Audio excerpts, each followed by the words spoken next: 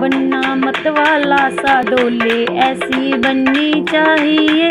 बनना मत वाला सा डोले ऐसी बननी चाहिए।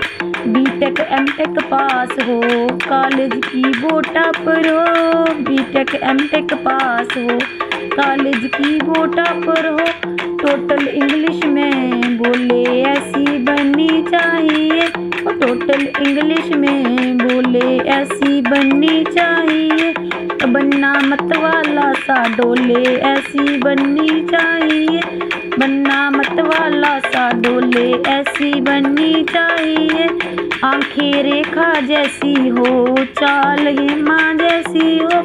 आंखें रेखा जैसी हो चाल हेमा जैसी हो।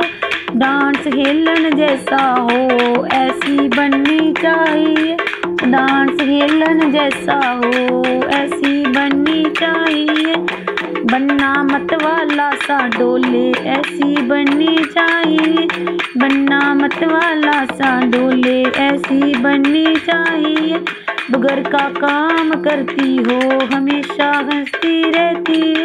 बगर का काम करती हो हमेशा हंसती रहती हो। तो सुंदर बोली वाली हो ऐसी बननी चाहिए।